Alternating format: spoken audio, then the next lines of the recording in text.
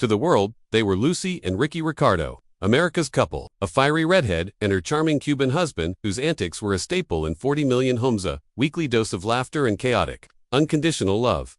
Their show, I Love Lucy wasn't just a hit. It was a cultural phenomenon, a fantasy of domestic bliss that defined a generation. But behind the scenes, away from the warm glow of the studio lights and the roar of the live audience, the laughter faded. The perfect image they projected was just a daytime image, a carefully built facade hiding a far more painful and complicated reality. That, it turns out, the woman who made the world laugh was in her own private life, crying. While America tuned in for a love story, Lucille Ball was living what she would later call a nightmare. This isn't the story of Lucy and Ricky. This is the story of Lucy and Desi. It's a story of passion, ambition, and incredible success. But it's also a story of deep, gut-wrenching heartbreak. Using her own words, from sworn testimony and private writings, this is the story of how television's greatest love affair hid a painful truth, and the horrors that finally tore it all apart. For Lucy, the divorce wasn't just the end of a marriage. She called it the worst period of her life, a #1 failure. Standing before a judge, she finally gave voice to years of silent suffering, explaining with heartbreaking simplicity why it had to end. It got so bad that I thought it would be better for us not to be together. To really understand the nightmare, you first have to understand the fairy tale. Their love story started with all the whirlwind passion of a Hollywood movie. The year was 1940. On the set of the musical Too Many Girls, she was Lucille Ball, a 28-year-old actress or striking woman who had adopted her signature red hair for her career. He was Desi Arnaz, a 23-year-old Cuban bandleader, impossibly handsome, with a magnetic charm that was simply intoxicating. Lucy admitted she usually went for older, taller men, and when she first saw Desi in his film makeup and old clothes, she thought he wasn't so hot. But later that night, she saw him on stage in a crisp white tuxedo, leading his orchestra, and she was completely mesmerized. The attraction was immediate and explosive. Desi was just as smitten. They fell madly, deeply, and chaotically in love. Even Lucy was skeptical, later recalling that most of their friends gave the relationship a year and a half, tops. Just 6 months after they met, they ignored everyone's warnings and eloped. On November 30th, 1940, the early years of their marriage were a constant struggle with distance. Lucy's film career kept her in Hollywood, while Desi's band was always on the road. The separation was brutal, fueling insecurity and jealousy on both sides. In her memoir, Love Lucy, she confessed how the long stretches apart strained their bond, writing that during the summer of 1944, Desi stopped coming home. The loneliness and the constant, painful rumors of his infidelity became too much. That year, feeling hurt and isolated, Lucy filed for divorce for the first time. But the split didn't stick. In a move that perfectly sums up their passionate relationship, they reconciled almost immediately. A friendly farewell dinner, the night before the divorce was to be finalized, ended with them back together, and they halted the proceedings. They just couldn't quit each other. It was this very problem, being torn apart by their separate careers, that sparked the idea that would change television forever. By 1950, CBS wanted to bring Lucy's popular radio show, My Favorite Husband, to TV. Lucy saw her chance. She gave the network an ultimatum. She'd do the show, but only if her real-life husband, Desi, was cast as her on-screen husband. As their daughter, Lucy Arnaz, later confirmed, they did the show so they could be together. So my parents thought, well, this is going to save our marriage, and we can have a family. Network executives panicked. They worried about Desi's thick Cuban accent and how audiences would react to a mixed-heritage couple. But Lucy wouldn't back down. To prove them wrong, she and Desi created a vaudeville act and took it on tour. Audiences went wild. They loved their chemistry, her slapstick comedy, and his straight man charm. The network had to give in. What happened next was a revolution. I Love Lucy premiered in the fall of 1951 and was an immediate, massive success. The show, produced by their own new company, Desi Productions, didn't just top the ratings. It became a national obsession. The world fell in love with Lucy and Ricky, and by extension, with Lucy and Desi. Desi's business sense was as sharp as Lucy's comedic timing. In a brilliant move, he insisted they filmed the show in Hollywood on high-quality 35mm film, a departure from the lower-quality kinds used at the time. To do it, they took a pay cut, but with one crucial condition: Desi Productions would own the film negatives. CBS, not seeing the future value of reruns, agreed. It was a deal that made them millionaires and changed the TV business forever. With the profits, they built an empire. In 1957, they bought RKO Studios, the same studio where Lucy had been a contract player for over $6 million. At its peak, Desi became one of the largest and most successful independent television producers in Hollywood, creating iconic shows like The Untouchables, Mission Impossible, and Star Trek. Lucille Ball and Desi Arnaz weren't just stars anymore. They were industry titans. They had it all: success, a creative partnership the world adored, and a family. With their daughter Lucy, born in 1951, and their son, Desi Jr., in 1953. On the surface, the dream had come true. The show had worked, but the empire they built together couldn't protect their marriage from the secrets tearing it apart. Behind all the laughter, the foundation of their perfect world was cracking. The pressure of running a massive television empire took a huge toll, especially on Desi. As Desilu grew, so did the stress. To cope, he turned back to two vices that had always haunted their marriage: alcohol and other women. His drinking became a serious problem. Staff and friends noticed the change. Arguments on set, once part of their fiery dynamic, grew more frequent and volatile. Their daughter, Lucille Arnaz, later spoke about the difficult atmosphere at home. They were fighting all the time, she admitted in an interview. There was a lot of anger and screaming. She described their eventual divorce as horrible, the result of years of turmoil fueled by alcoholism and infidelity. The rumors of Desi's cheating came back with a vengeance. In 1955, the gossip magazine Confidential published an explosive story titled, "Does Desi Really Love Lucy?" It detailed his womanizing, including alleged encounters with prostitutes. Lucy was devastated. When she confronted Desi with the article, he tried to downplay it, but the public humiliation was a deep wound. The private betrayals cut even deeper. Some accounts from the era are sensational, like those from Hollywood insider Scotty Bowers, whose controversial and uncorroborated memoir claimed he regularly arranged flings for Desi. While we can't verify every story, the consistent pattern from various sources points to behavior that caused Lucy immense pain. As author Sarah Royal noted, Desi seemed to believe his affairs had nothing to do with his emotional loyalty to his wife. But for Lucy, it was a profound betrayal. Royal explained, Lucy felt differently. She got hurt very badly. This was more complex than a simple story of a villain and a victim.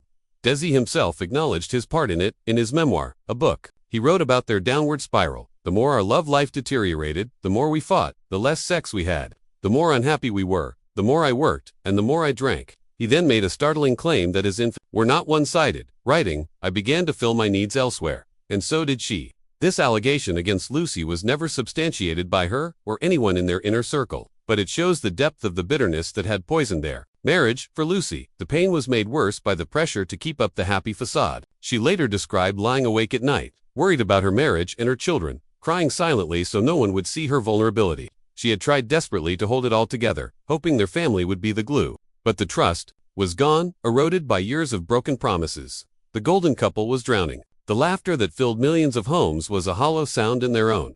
The end didn't come in a single blow. It was a slow, agonizing unraveling. The final seasons of their follow-up series, the Lucy Daisy Comedy Hour, were reportedly filled with tension. The explosive arguments that had been confined to their home started spilling onto the set. The marriage Lucy had fought so hard for was no longer a safe harbor. It felt like a cage.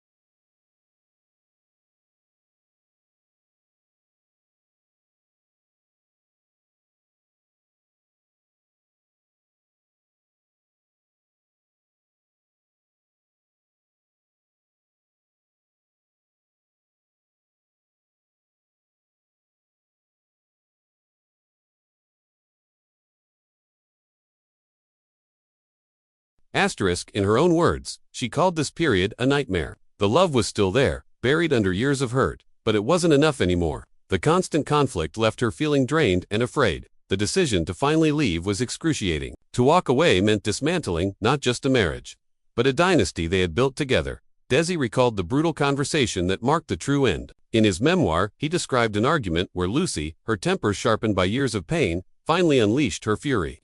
According to him, she laid bare the raw truth of their situation. After that night, Desi wrote, "We never lived together under the same roof." They agreed that for the sake of appearances, she would be the one to file. On March 4, 1960, just one day after they finished filming the final episode of their show, Lucille Ball filed for divorce. She cited extreme cruelty, and the press reported that she had called the marriage a nightmare. The news shocked the nation. America's favorite couple was officially over. Her court testimony was brief but powerful. She didn't share the sordid details of affairs or drunken fights.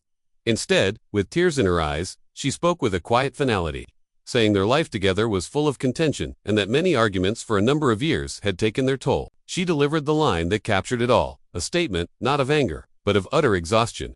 "It got so bad that I thought it would be better for us not to be together." For Lucy, the divorce was a public admission of failure. "I hate failure, and that divorce was a #1 failure in my eyes." She later said, "It was the worst period of my life. The end wasn't a relief, it was a devastation. Neither Desi nor I have been the same since, physically or mentally," she confessed. The dream had died long before the papers were signed. For Lucille Ball, stepping out of the shadow of her marriage, no matter how painful, was an act of survival. She had given everything to save the fairy tale. In the end, the only one left to save was herself. The divorce was finalized on May 4, 1960. In the immediate aftermath, Lucy felt lost. But Lucille Ball was a survivor. She channeled her grief into work. The first painful task was untangling their business. For a short time, they tried to work together, but it was too much. In 1962, Desi told Lucy to buy him out. She paid him a reported $2.5 million for his shares in DESILU. In doing so, she made history. In November 1962, Lucille Ball became the president and sole owner of Desilu Productions, the first woman to run a major Hollywood TV studio. It was a huge challenge. The studio was struggling, but Lucy proved to be a sharp leader. She greenlit to risky projects that other studios had passed on: Mission Impossible and Star Trek. By 1967, she had turned the company around and sold it to Gulf Plus Western for $17 million, cementing her legacy not just as a comedian, but as a trailblazing businesswoman. Her personal life was healing too. In 1961, she married comedian Gary Morton, a man who gave her the stability and peace she had longed for. They remained together for the rest of her life. Desi also remarried, finding a quieter life away from the Hollywood spotlight. But the end of their marriage wasn't the end of their story. As the raw wounds healed, something amazing happened. The anger faded, and what was left was the deep, complicated love that had always been there. They became dear friends. Their daughter Lucy confirmed this, saying that after everything, they loved each other until the end. That bond was never clearer than in the final days of Desi's life.